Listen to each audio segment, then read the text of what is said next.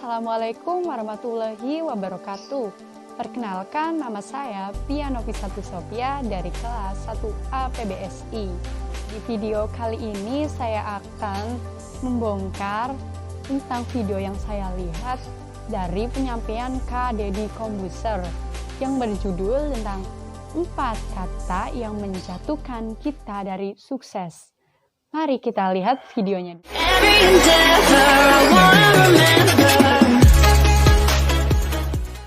Empat kata yang membuat kita jatuh dari sukses. What will people say? That's it. What will people say? Jadi ketika saya melakukan sesuatu, I don't care what will people say. Karena saya tahu, because I know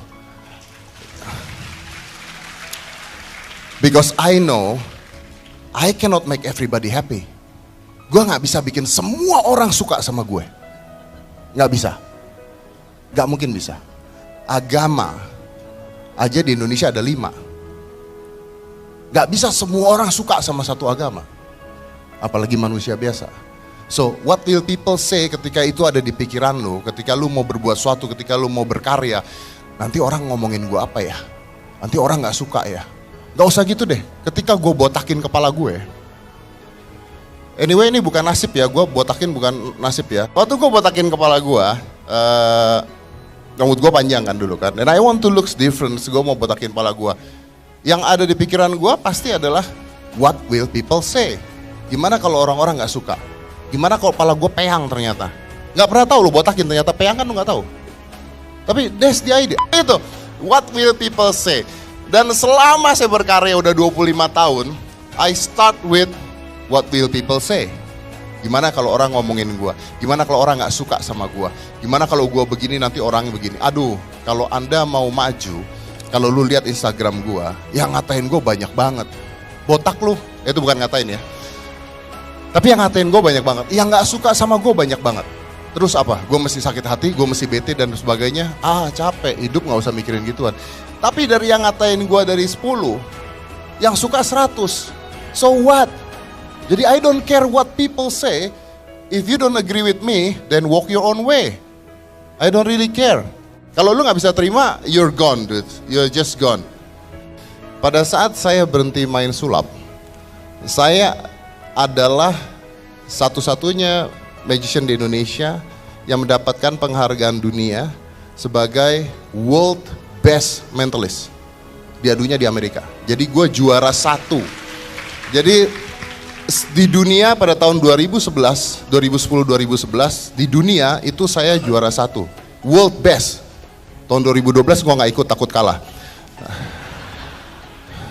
Tapi gue World Best. Pada saat itu saya memutuskan untuk berhenti. Lu lagi di top-topnya ngapain berhenti mas? Karena gue tahu ketika kita lagi ada di atas, apapun itu, siapapun itu, company apapun itu, anggaplah kita di Telkomsel, walaupun Telkomsel, misalnya lagi di atas, gue ngerasa pada saat gue di atas, there is only one way, you go down. Gak ada pilihan lain. You're top of the hills. Lu mau kemana lagi larinya? Satu-satunya larinya adalah lu turun ke bawah.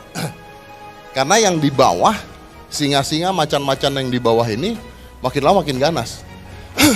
There is one day akan ada anak muda yang lebih keren, yang lebih jago, yang lebih hebat mungkin, will come, gue hilang. Jadi pada saat itu gue dapat gelar master di luar negeri, and I decide I am the best of the best di Indonesia. Pada saat itu di luar negeri, worldwide, I have to stop. Jadi sampai sekarang walaupun gue udah gak main sulap, semua pesulap-pesulap, sampai nanti pun ada yang keluar lebih hebat lagi manggil gue master. Tapi kalau gue masih main dan gue kalah nanti, Pak Tarno tuh kan sekarang lebih terkenal dari gue. Rambutnya pak, jargonnya pak. Nanti gue habis. Jadi justru kapan kita harus berubah adalah pada saat kita lagi di atas-atasnya. Dan itu susahnya minta ampun. Gue kehilangan job banyak banget, kehilangan kontrak banyak banget, kehilangan uang banyak banget. Gue termasuk yang paling mahal di Indonesia. Dan gue harus ngilangin itu semua. Karena nggak bisa kita stay di situ terus. it need to change. Hitam putih juga berubah terus, nggak seperti itu terus gitu. Jadi apapun yang gue lakukan, gue harus berubah terus. Ini yang bisa ditakutin sama orang-orang. Ketika dia di atas, dia nggak mau berubah. Ada lagi satu.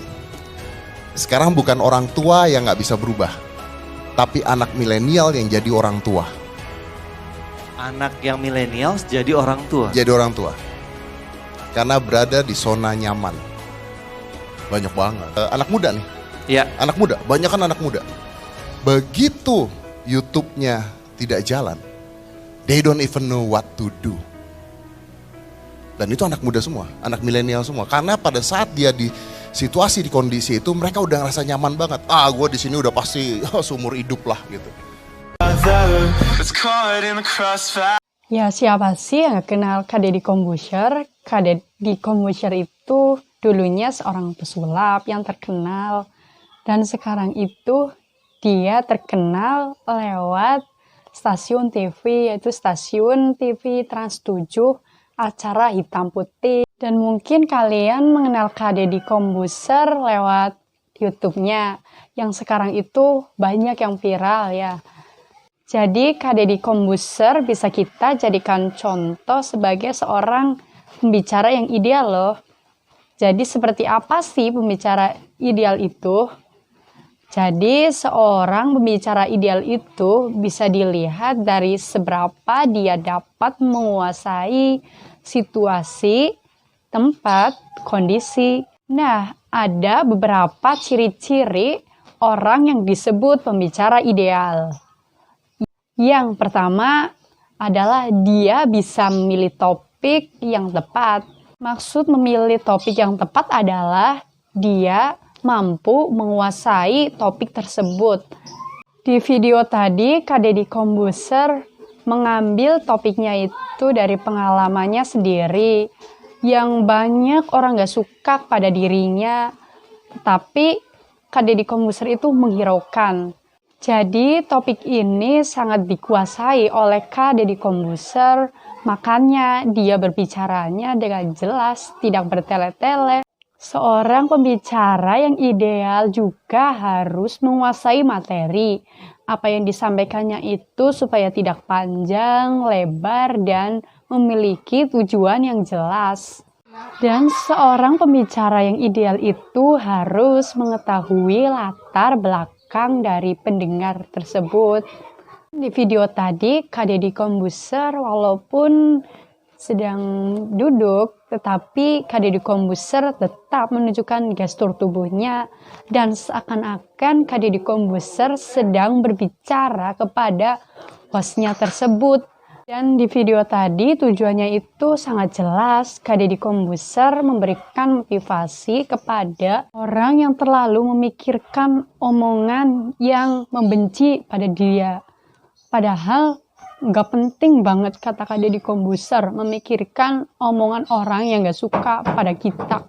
Jadi udah singkirkan, buang omongan orang yang tidak suka pada kita. Tunjukkan pada mereka bahwa kita bisa sukses. Jadi intinya ciri-ciri pembicara yang ideal itu, yang pertama adalah memilih topik yang tepat, yang kedua memahami materi, yang ketiga tujuannya itu jelas, yang keempat memahami latar pendengar, yang kelima bahasanya mudah dipahami, yang keenam menguasai gestur tubuh dan situasi, tempat, kondisi. Ya mungkin itu saja ciri-ciri dari pembicara yang ideal. Ya sekian dari saya, apabila ada kesalahan kata atau pengucapan yang kurang tepat, mohon dimaafkan. Wassalamualaikum warahmatullahi wabarakatuh.